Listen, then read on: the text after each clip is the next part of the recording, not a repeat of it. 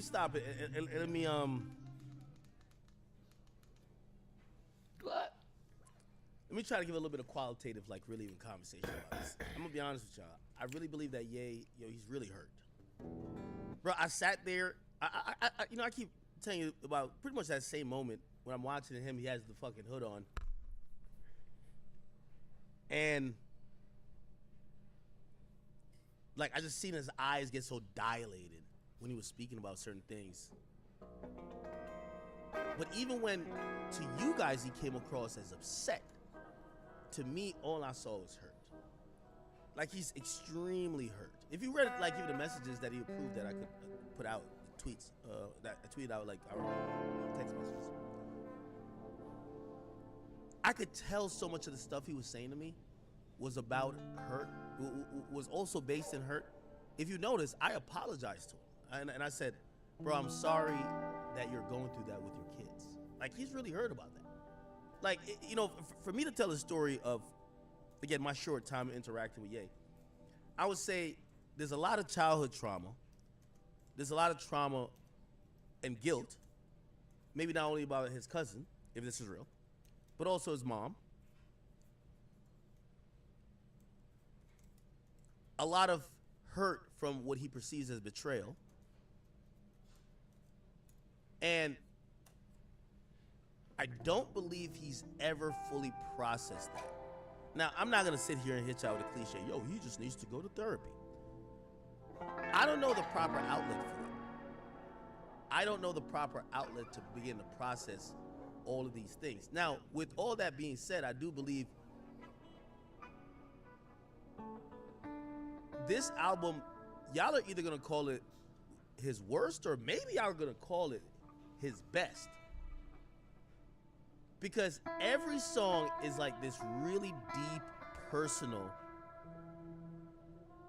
revealing. It's like, I said this before about Kanye talking about Jewish people and the Nazi stuff, and I said, we're all hip hop fans. You know, I call Kanye the greatest hip hop musician of all time. But we'd like a version of Ye that we want him to stay. Like some of y'all want him to stay, George Bush don't care about black people yet. Some of y'all want him to stay, bottle of Henny in the hand, Grammys, palming Kim K's ass. Some of y'all want him to stay, walking up on the Grammys, snatching the mic. Beyonce had the best video. Y'all want him to say that yet.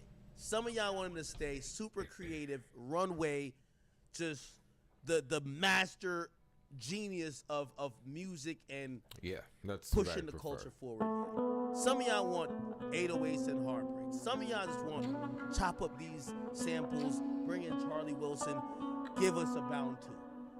Give us a Blood on the Leaves.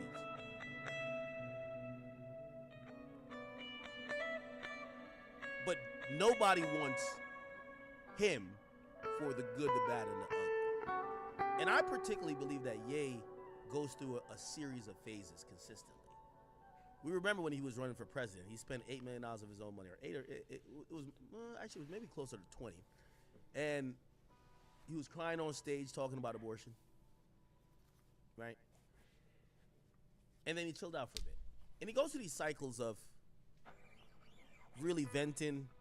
He's using the music. He used to use the music around the time of The Life of Pablo, or really Yeezus.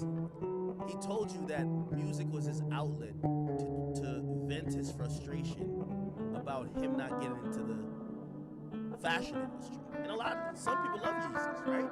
Some people love The Life of Pablo, right? But now he's using this album, and it's very clear to me, he's using this album to, I don't know if it's curing his trauma, but he's using it to kind of lay some burdens down. Like, as much as we're clowning here, a bunch of shit he said, if it's true, was weighing heavy on his heart. A lot of y'all are saying the same thing. Yo, bro, if I was deep throwing my cuz, I'm taking that to the grave, right? He don't want to do that.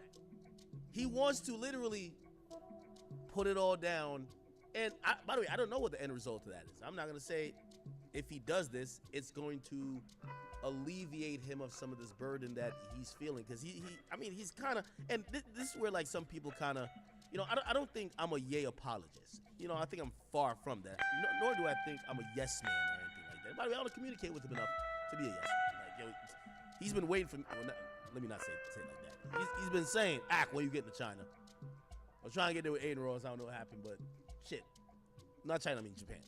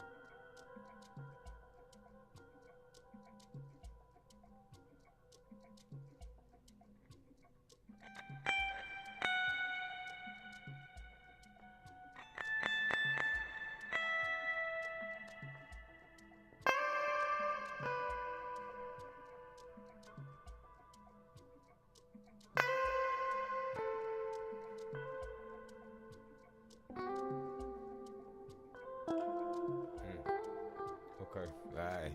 Alright. I got like that. But it's not looking like that.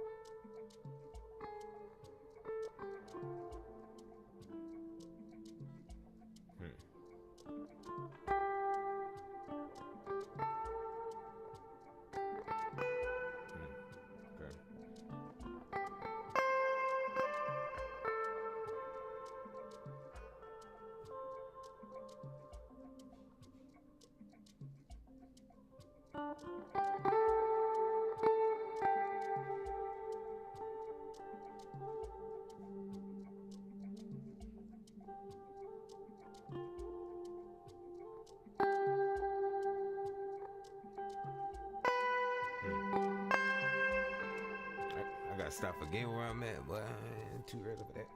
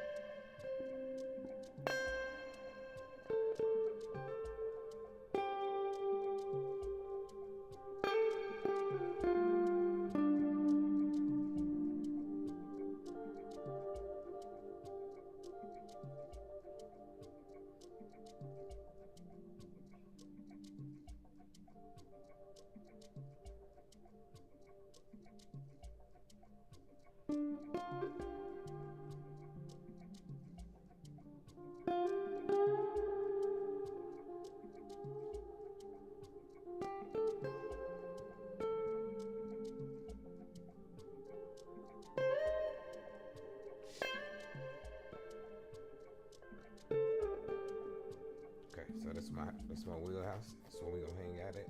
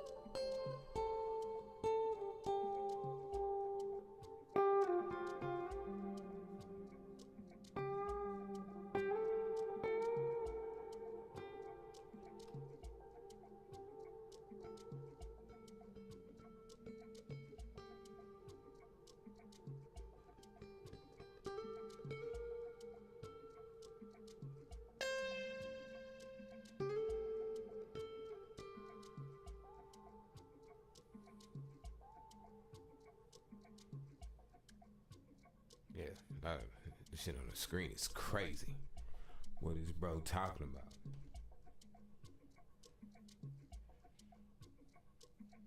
I need to do something.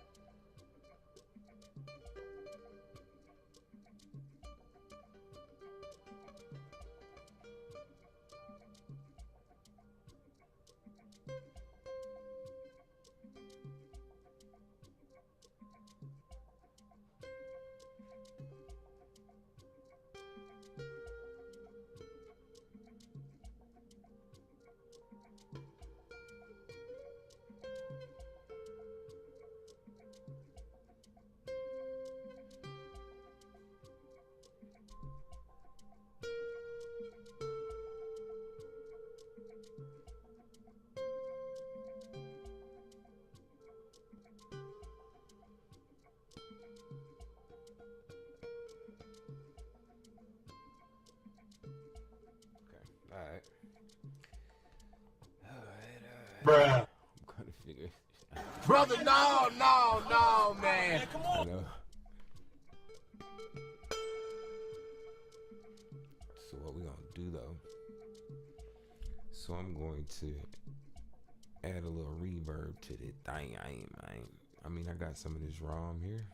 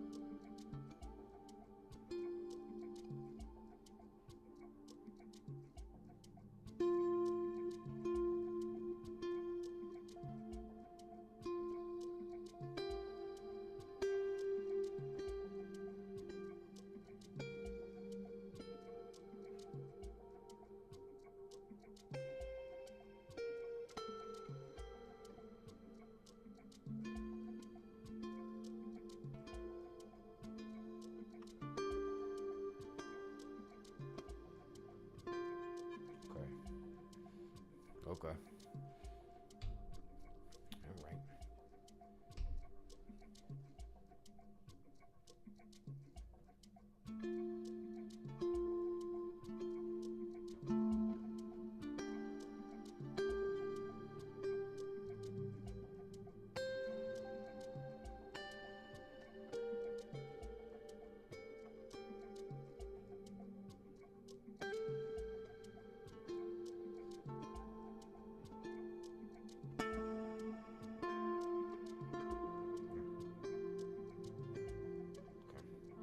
It's a little tricky little finger play.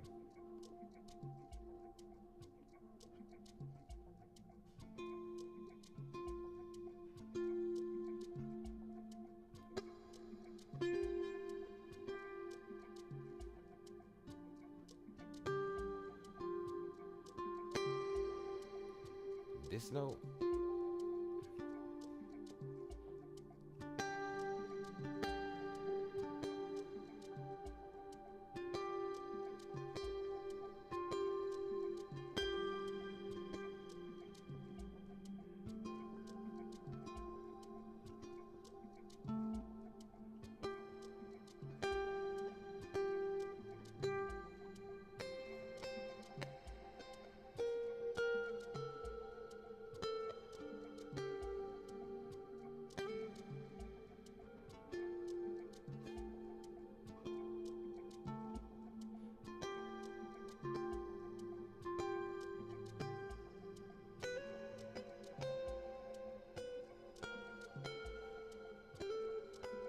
Okay, all right.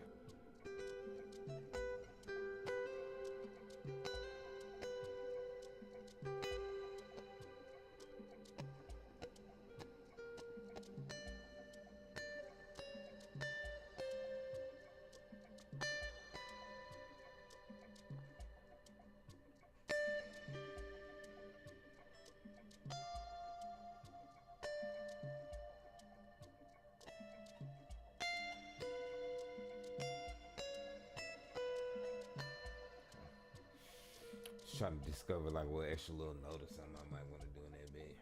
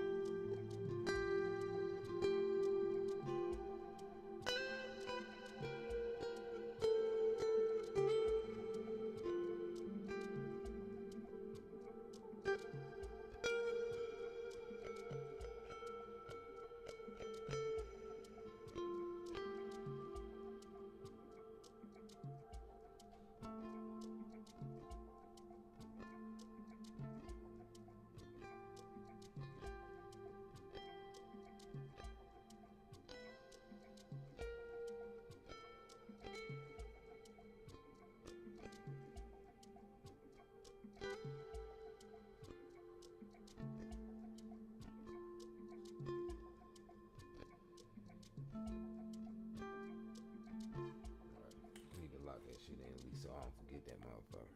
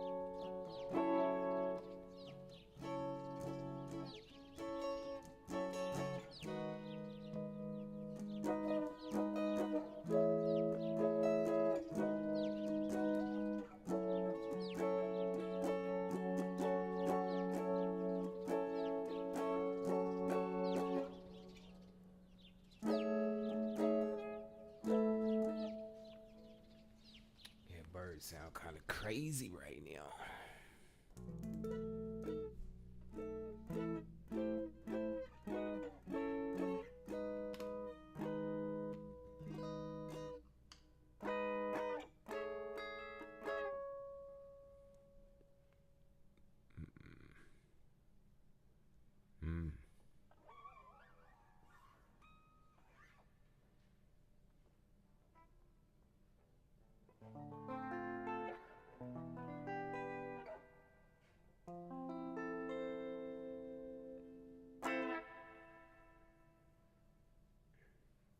Trying to make a new beat. That's what I'm supposed to be doing, man. That's what we're supposed to be doing, man.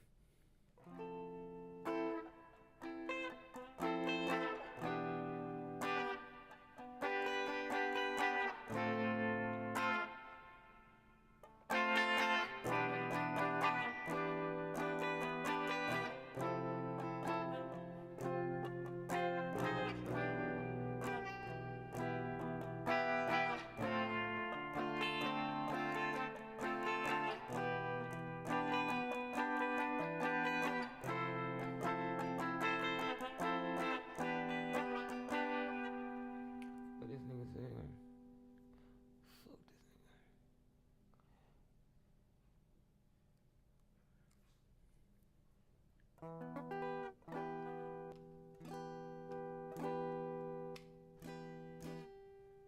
Sound like it's muted almost. Man. Oh, no. I love this one.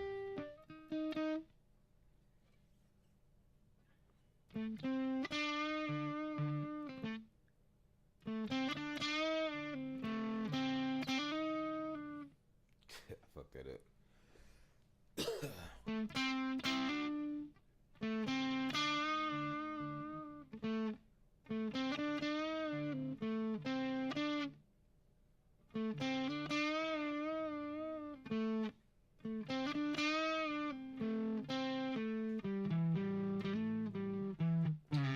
Oh, sheesh.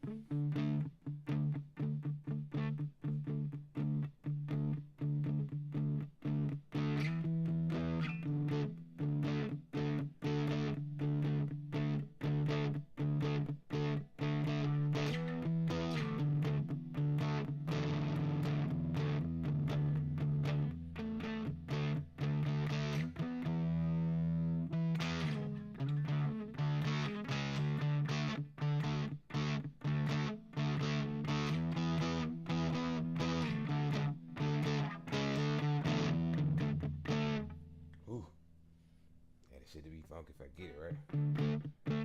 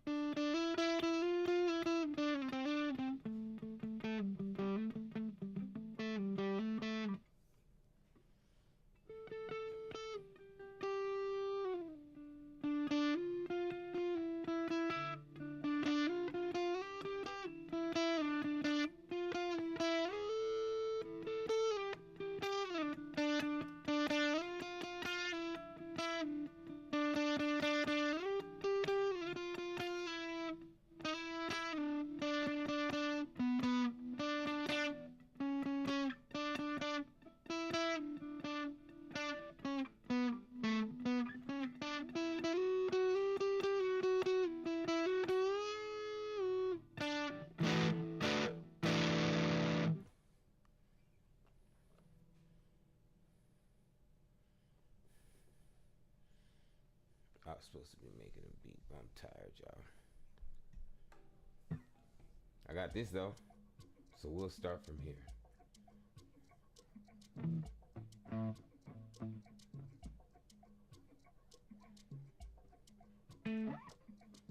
You know where I ain't forget.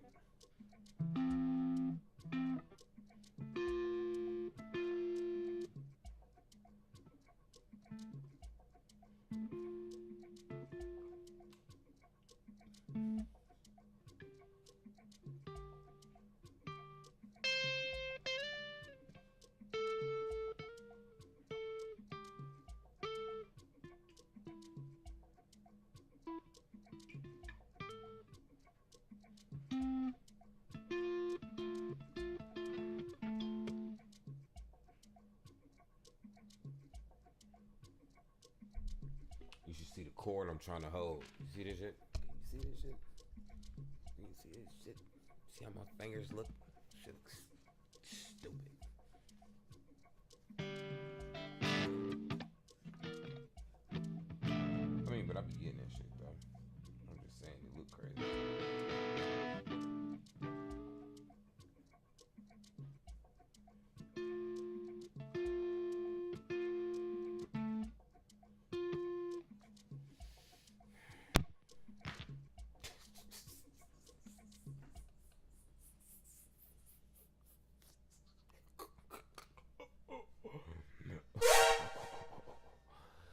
Yeah, man.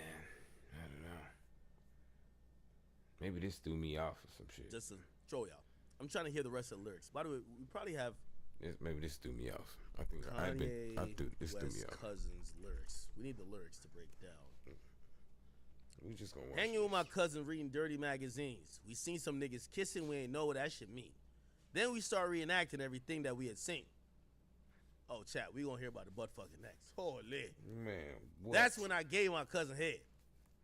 Gave my cousin head. Gave my cousin head. I gave my cousin head. I gave my cousin head. So, Hell no. and I know these niggas about to judge me now. Started off when we was hanging out. Told my cousin not to tell nobody. How old was Ye? Please tell me, take it to my grave. Truth will set you free someday. Oh, people tell me take it to my grave. Oh, I wonder who he was telling this around his circle. Truth will set you free someday.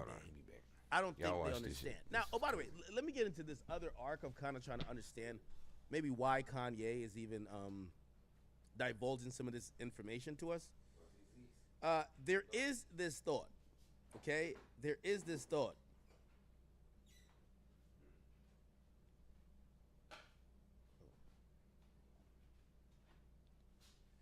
There is this thought that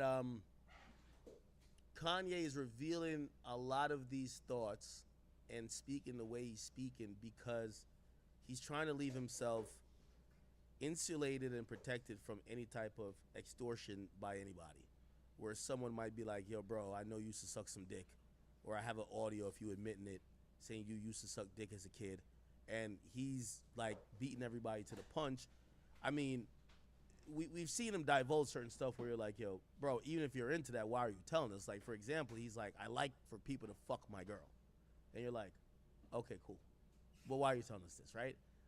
When he's like, what else he said? He said some stuff, but even like kind of comparing a lot of maybe some of his fetishes or whatever to Cassie and Diddy. You know what I mean? Like he's even said, which I remember he said this to me before he had tweeted it, but I ain't gonna lie, I never think he would tweet it. That's the thing about Kanye. Like he had said it to me. He's like, yo, Ak, I had this one tweet. Which by the way, again, I'm trying to give you some insight. Kanye thinks about these tweets. Before y'all seen that tweet where he says, yo, I always had this idea where like me and Ray J, we both fuck him at the same time. Like while I Hit It First is playing. And I remember saying, okay. And he was just like, yeah, nah, that'd be crazy. And I was thinking, I'm like, ain't no fucking way he's gonna say that, right? He tweeted it. So again, and that wasn't all in a day. He tweeted it later on, which means this is something he had a time to mull over. It's not like, you know, sometimes you be thinking, like, for example, with somebody like, say Meek, you would think that he's impulsive, maybe drunk, whatever, off a pill or whatever in a moment, and he says something, and then maybe he has a change of mind when he sobers up. Nah, Ye? Now, you might say, well, being drunk or whatever is like, same like a manic episode. You could be in that manic episode for days and weeks. But all I'm saying is that some of these tweets you're seeing, he's told people this consistently. It's just now coming out, and I think most people around him thought, all right, you're going to kind of like get to your senses and not say this. But he's saying it, which seems a little bit, he's intentional with it. Let me keep playing. Okay. Let me see. I told my cousin not to tell nobody. People tell me to take it to my grave. Truth will set you free someday. I don't think they understand that I'm not attracted to a man. They thought I was gay. I think this is a Cardi ad-lib, isn't it? The sample was taken from Playboy Cardi, New Tank from Whole Lotta Red. And then it says, nitrous don't help me. It just put me in a trance. I'm talking about euphoria. I'm not talking about a man. Now, that's kind of like a play on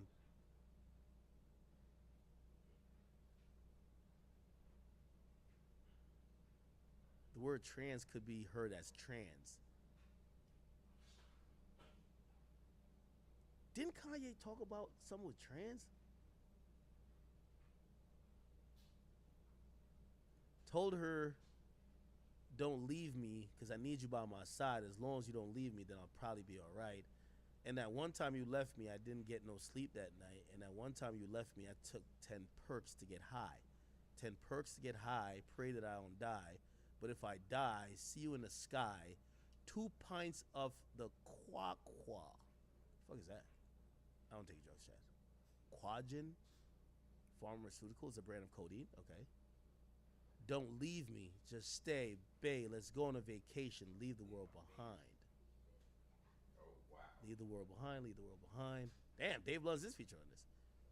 Wow. I remember when he said he had some tweets about like suicidal thoughts, and you know one thing I'll promise y'all, if and when we do part 2, I'm gonna try to at least flush out these ideas. I'm no therapist. Okay, I'm not smarter than the average bear. But like I remember even in the conversation with him when I asked, I said, we love you. Why do you say you were having suicidal thoughts? And he jumped around, didn't really answer it, and he moved on.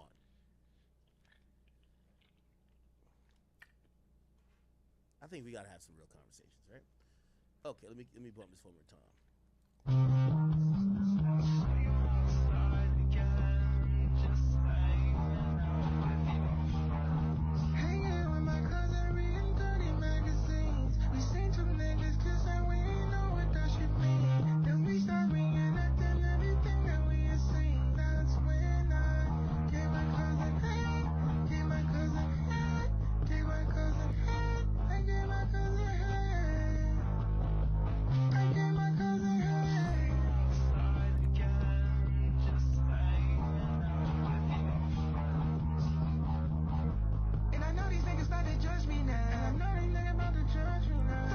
There's like a part here. I don't know why. I don't know who does these videos. It's like a montage, but look at this.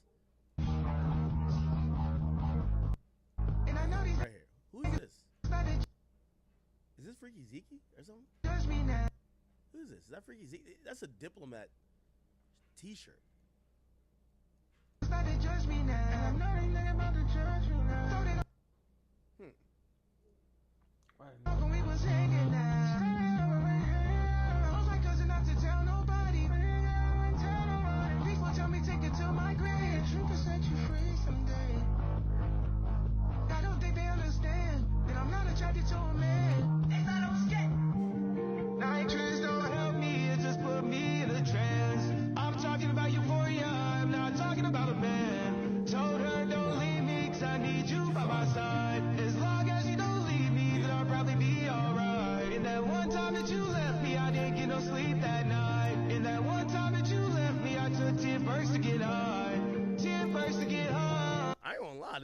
This second half of the song is kind of fire still. I'm talking about euphoria, and I'm not attracted to a man. If I don't skate, nitrous don't help me, it just put me in a trance. I'm talking about euphoria, I'm not talking about a man. Told her don't leave me, cause I need you by my side. As long as you don't. Hey, let me tell you this. This is why Kanye's a GOAT.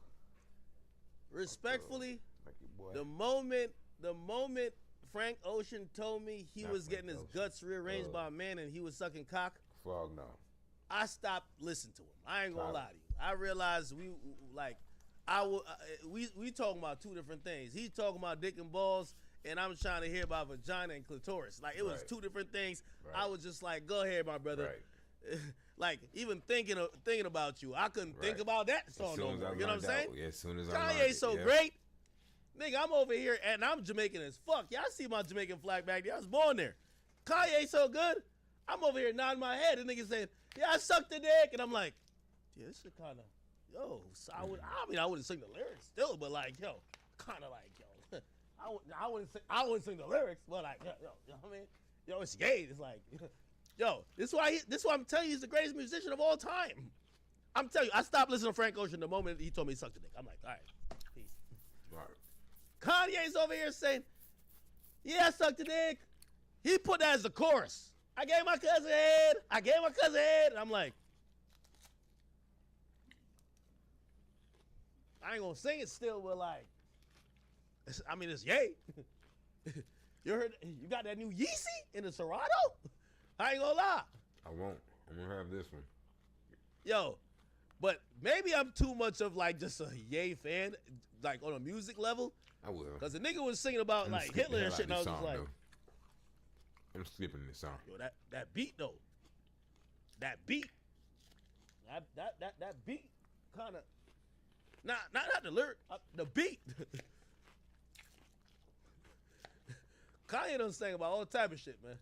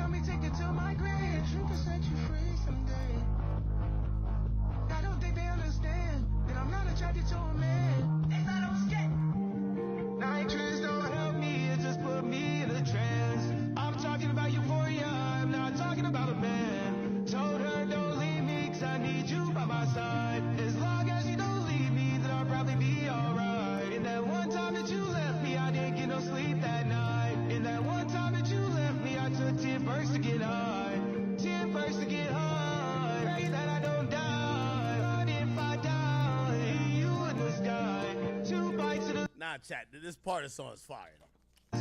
I'm talking, and I'm not a child. Yeah, like after 56, this shit hit. Nitrous don't help me, it just put me in a trance. This shit hard. I'm talking about euphoria, I'm not talking about a man. Told her don't leave me, cause I need you by my side. As long as you don't leave me, then I'll probably be alright. And that one time that you left me, I didn't get no sleep that night. And that one time that you left me, I took 10 perks to get high. 10 perks to get high. Pray that I don't die. But if I die, you in the sky. 2 bites of the quake.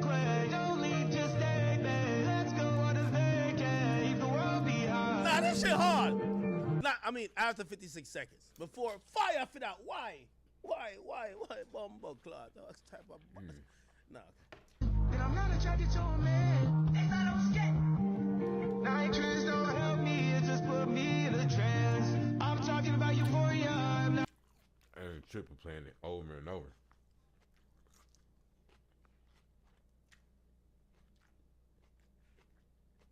That was wild.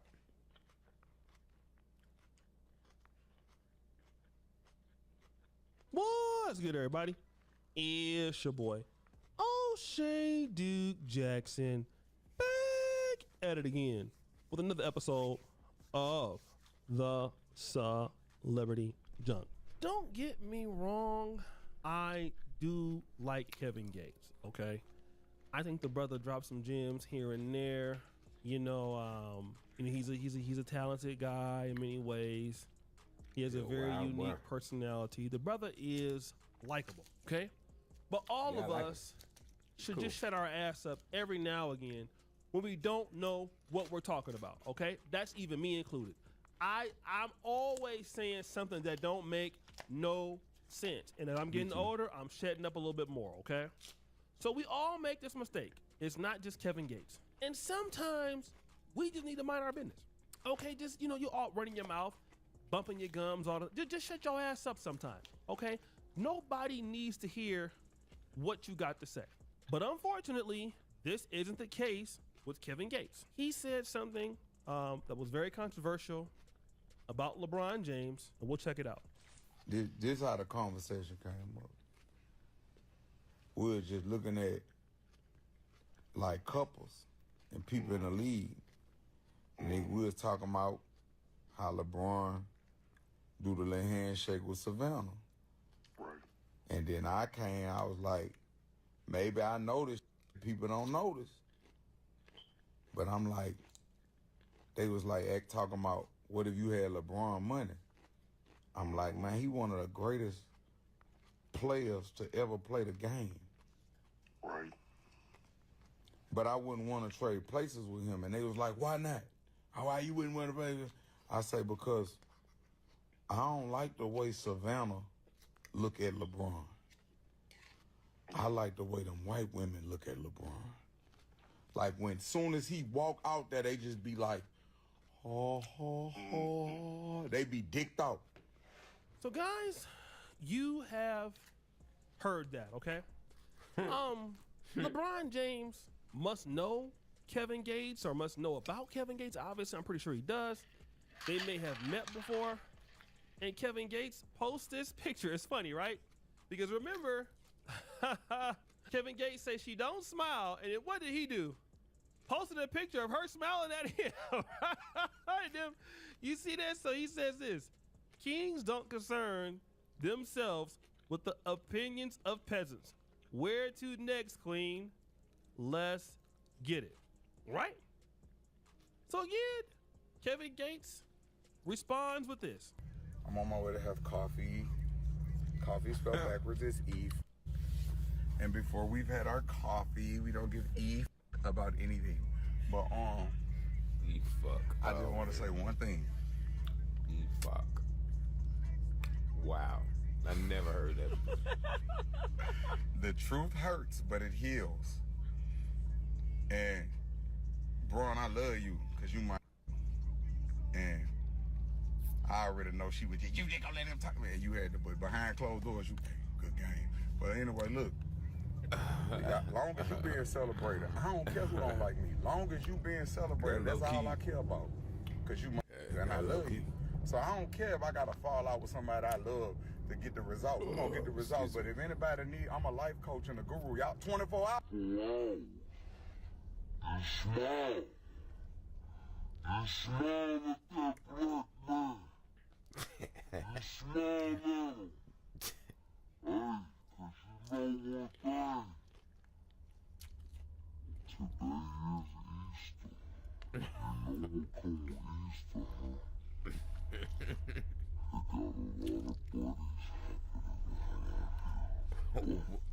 What?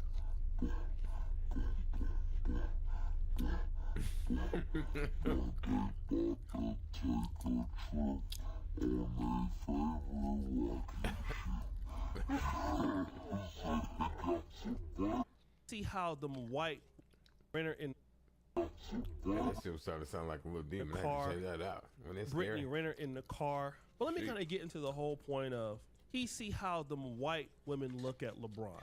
Okay, and a lot of black men are gonna probably go ahead and use this argument. And again, to a certain degree, in certain instances, it could be true. Where if it's a certain type of black man, a white woman could appreciate him a little bit more, on the surface level. But let me just tell you this, all right? LeBron James been with this lady for over 20 years. Do you honestly feel that every day over a period of 20 years that she feel like smiling at this man? Like LeBron ain't made no mistakes. I'm not saying that she perfect, but we just gonna be real, man. Like, just remember how some of the women that we met when they first met us, they were so excited to talk to us, that they was happy we was there and all that. Then you, over time, you hurt their feelings. And they hurt your feelings. Like, man, listen, man, my granddaddy, by the time my granddaddy and my granddaddy passed away, they hated each other. Like, to the point where once my granddaddy passed away, officially, my grandma slapped him and said, get up. It's a true story. My mom, when we talking about it, it's a true story.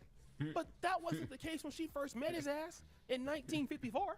It wasn't like that. When she met him in the early 50s or mid 50s, hey, how you doing? Oh, I'm so glad to see I got a husband. Then over time, when you hurting a woman or a woman hurting you, and you gotta forgive them for that, but you still remember what they said, or they didn't cheated on you. I'm not trying to say LeBron has cheated on his wife, but let's just say it is definitely true. He didn't hurt that woman's feelings over a period of time. So every time she see you, she ain't gonna be smiling at you. You wanna know why? Because her job ain't to be there when she always smiling at you. Her job is to be there when her ass ain't smiling at you. That's marriage. That's commitment. I'm there even when I don't like your ass. Okay? I'm there even when you didn't piss me off. You didn't embarrass me. Okay? That's what real marriage is like. Even in business. When you in business with people, business partners, you there when it's successful. You always there when it's a loss. You there when the business is going down, through thick and thin. And some white woman or any other woman, and I don't even know why we always gotta talk about race in this context, because any woman that has not been hurt by you is not gonna treat you bad. Let me just give you an example. You men who have been married, okay? Your wife move on to another guy. She in love again. They doing all the stuff. Why is that? Because what? She haven't hurt him, or he hasn't hurt her yet. So yeah, they're gonna be having all that freaky sex and all that stuff. You wanna know why? He ain't cussed her ass out yet. Oh, she doing all the stuff in the bedroom. You wanna know why? Because he hasn't cussed her ass out yet. They haven't fought yet, okay? That's why. She ain't walked in the house and saw him doing all kind of booty clapping in the house. She ain't seen the phone that all of his clappers was just there. He talking about he miss you. I can't believe how I made you do this in the bed, and oh my sheets are doing this. Oh, they so soaked. She ain't gotta go through that pain of the man lying, or vice versa. You, when your wife do something to you, you find out that she did something and she didn't disrespected you, you're not gonna feel the same way. So when you see her ass and you decide to stay there with her, even though she done broke your damn heart and disappointed your ass, you ain't gonna be the same when you first met her. It may take some time before you get back up to that. It may take some time before you get up to that. But do you know what? Nonetheless, you wanna know what we're gonna do? We're gonna stick it to the course. We got family members, guys. Look at somebody in your family, your brother. To the course. Okay. People always ask, why are some people more closer to other folks than their own family? Because your own family done broke your heart already. That's why. You want to know why you closer with people outside of your family than you are to your brother or your sister? Because your brother or your sister ain't shit. That's why. And it hurt your feelings. So you meet somebody that appreciate you, and you hear that blood is thicker than water. Some of y'all don't even like your family. You can't stand to see them. I love my family from afar. That's why I ain't there. It's a reason why I'm over here in Africa, because they just can't show up, okay? They gotta walk through the goats first. But you get what I'm saying. Most of us, the people that have helped us in our life, are people that haven't been our best friends, our closest friends, because they've already hurt us or we have already hurt them, so that trust is already gone. So obviously, and if we're gonna be friends again and we're gonna stick it through, we gonna support them even though we don't like them, even though we mad at them. And in over 20 years, you're gonna have ups and downs. I done been as a YouTuber in 10 years. I done seen a whole lot on YouTube. I done seen creators die, Kevin Samuels, Sinful to P, Alan Roger Curry. I done seen people get out of the business. I done see myself be in business and be doing good and hanging on for dear life in the next. I done seen it all, man. But that's life. And for Kevin Gates to go out there and say that, like, well, you know, them white women gonna be out there, and here's the situation about these so-called bunnies. Who's to say that them bunnies, as you call it, are gonna be there like she been there? Man, this man's wife done been there his whole time. If she wanted to come out and crush him and tell the world about LeBron, she would have a multi-million-dollar book deal. That woman deserves all the respect. It's a lot of people in the world, both men and women, that don't deserve our respect. But Savannah James, what are you talking about? I don't care about somebody smiling. Do you know how many fake ass people be smiling all the time? I'd rather somebody not smile. And let me know how you feel. Don't be giving me that fake ass smile. You don't like me today? I don't like your ass either. But I'm gonna get them cheeks next week though. I'm definitely gonna get them cheeks once I stop being mad at your ass. But right now I don't wanna talk to you because you get on my damn nerves. That's why we have the block button on the cell phone. You block and then you unblock. Okay, that's what we do, family. And he just immature. And bro, and by the way, you with Brittany Renner, bro. Enough said. You're dealing with Brittany Renner. Okay. And do you think your wife is smiling at you, going around the fact that you with Brittany Renner? If you come home tomorrow, she's just so happy to see you. Come on, family. Like sometimes brother gotta just, you know, again, I'm not defending women, but sometimes, man, we gotta just be honest about some of the stuff that go on with men and women relationships. We hurt their feelings, they hurt our feelings. We don't feel like seeing their ass, they don't feel like seeing us either, okay? Every dude, listen, I know men, they love their wife. They don't wanna go there and see her every day. That's why they got bars. That's what Cheers was about. Cheers was about a whole bunch of white men that didn't wanna go home and see their damn wife. Cause you tired of her. That's what most men is tired of. That don't mean you want to leave them. That don't mean you want to get divorced. I'm just tired of your ass this week. Get on my damn nerves. Just sit your ass down somewhere. That's all it means. It's people in my business that I work with in the industry. They can't stand me for that week. Don't want to see me. So guys, what do you think? It's your boy O'Shea Duke Jackson. Back at it again. Another episode of The Celebrity Junk. I appreciate you for all that you do. Subscribe to the bell. We're out. Oh, y'all know how we get down. Got to show the love, man. Gonna get this light, bro.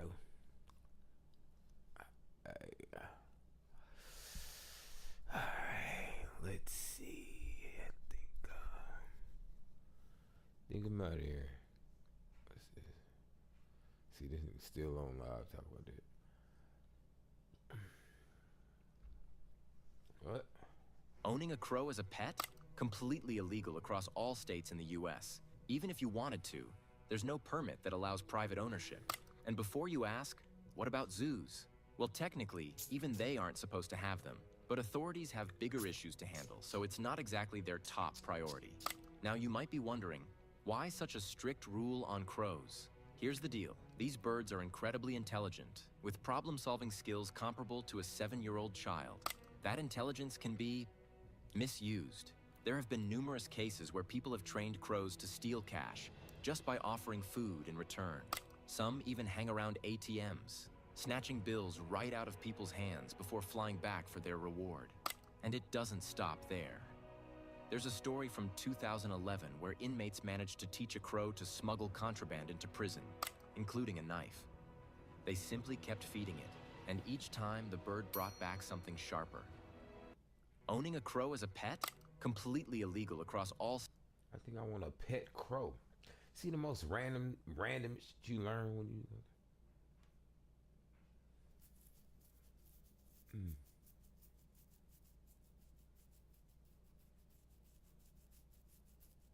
It's a new movie. This video is brought to you by Mubi, a curated streaming service showing exceptional films from around the globe. Get a whole month free at mubi.com/speakingmymovies.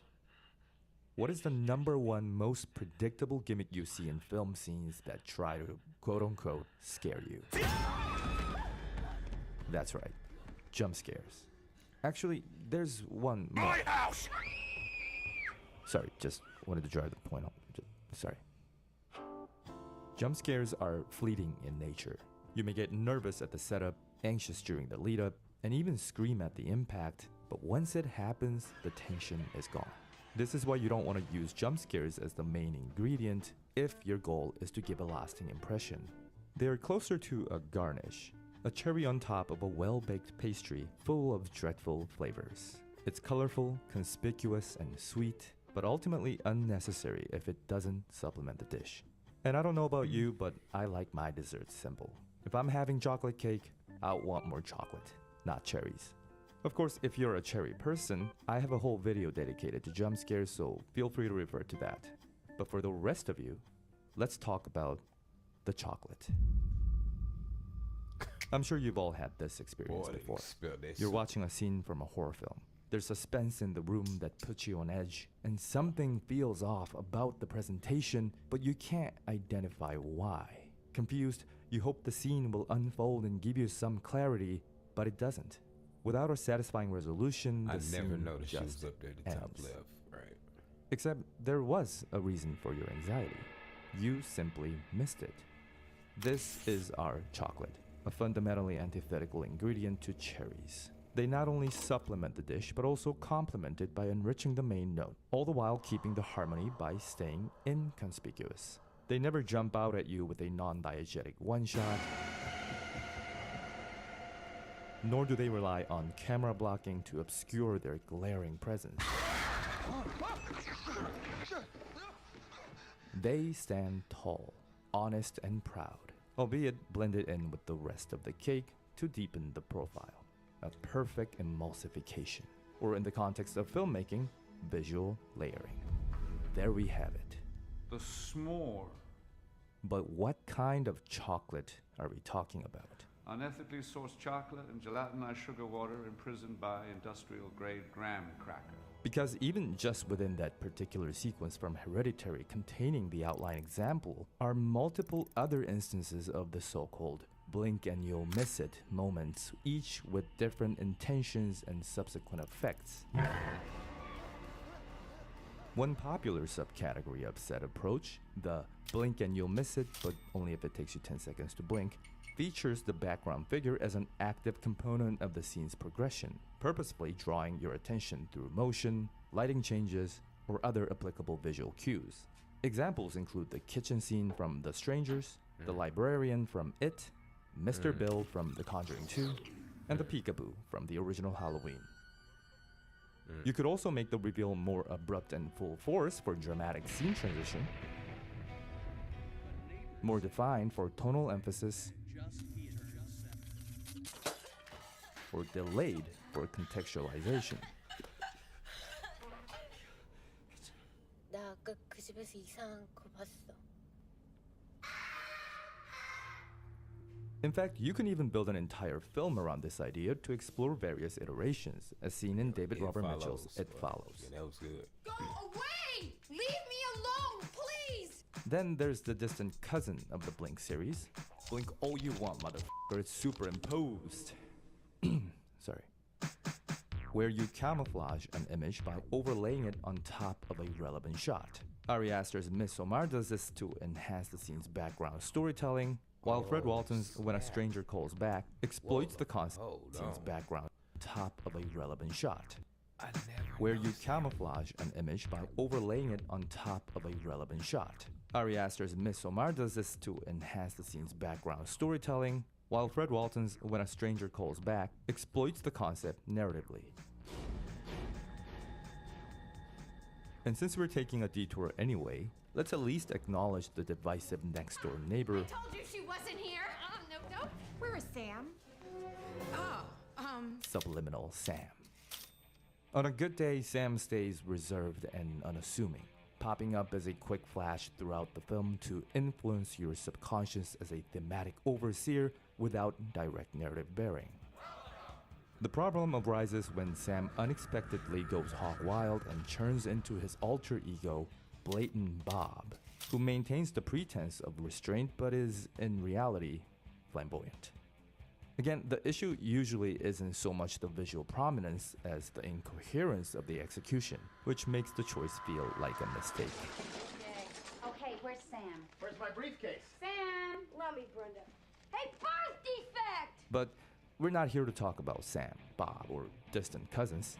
We're here to talk about Blink and You'll Miss It. A trick that has no discernible desire to be noticed, yet plays a significant role in defining the tone of the scene and affecting audience perception. In Hereditary, it escalates the tension, explains an important story beat, highlights the thematic framework, and helps weave the sequence into a cohesive whole through visual callbacks and tonal unity.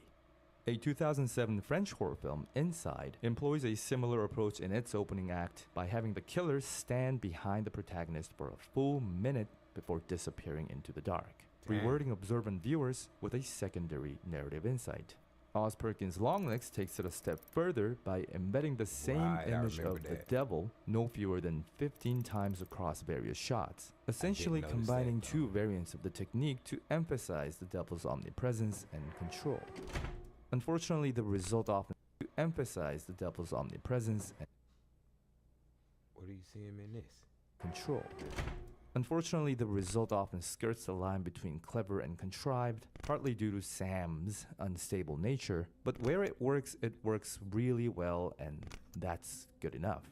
I mean, I even put my own spin and placed several shots of the face in my video that covered Longlegs. On a side note, it's not a film, but a work that handles this better is probably The Haunting of Hill House by Mike Flanagan.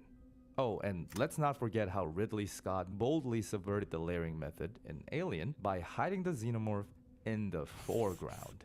Now, as you can see, scenes that rely on this type of vision in the foreground subverted the layering method in Alien by hiding the xenomorph in the foreground.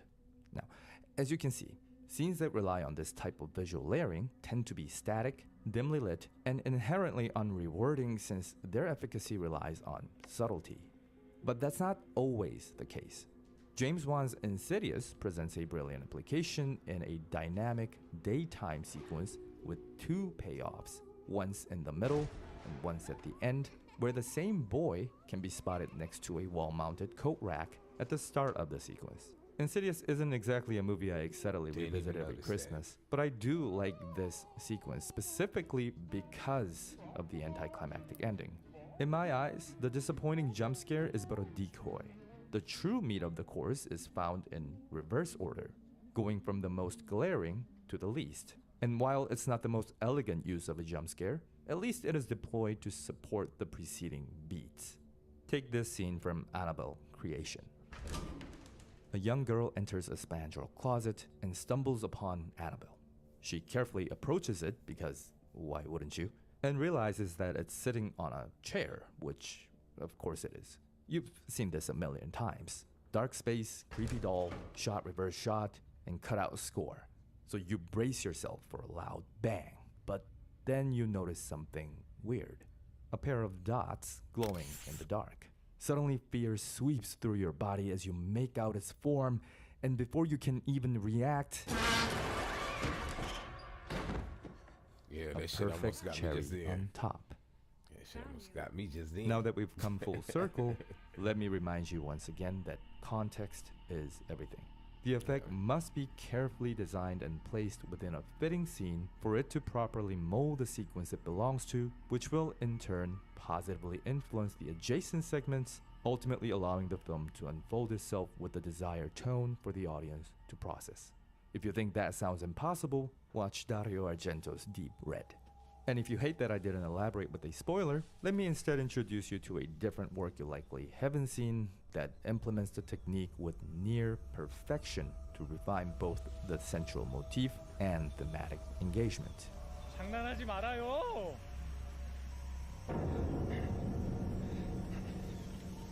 Our Point is a 2004 Korean horror film about a group of soldiers who enter a remote island in Vietnam after receiving a mysterious distress call.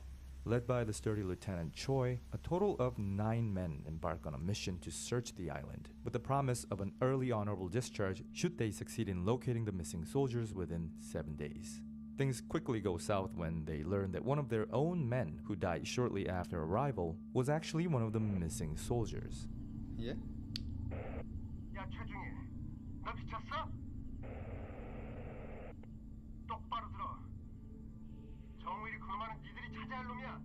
From there on, the team fractures, and everyone begins to suspect one another as well as themselves, naturally drawing the audience into the same paranoia. Yeah, I'm paranoid right now. I wanna see this. 니넨 여기서 9명이 출발했어. 9명이. 알았어? It compels you to question your own perception as an outsider. Perhaps you made a mistake or missed a vital clue.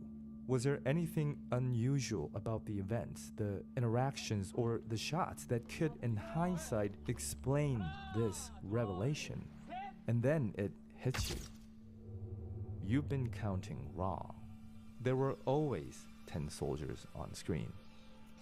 Here, here, here. The film has been openly displaying the intruder in pretty much every collective shot of the soldiers, including a few instances that require a bit more effort to catch, as well as one shot that downright reveals his face. And you never noticed it. You only felt it.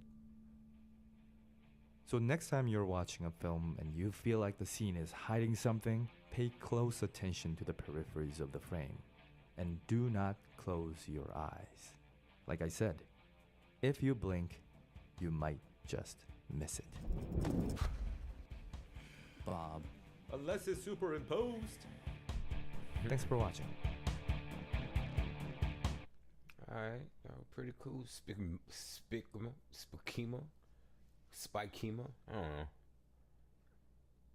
But love the work though. Get this like, bro. Alright, y'all. Well, that was all for tonight, man. It was a pretty good stream, I'd say. You know, I'm gonna go ahead and turn it in. I have to work tomorrow. So,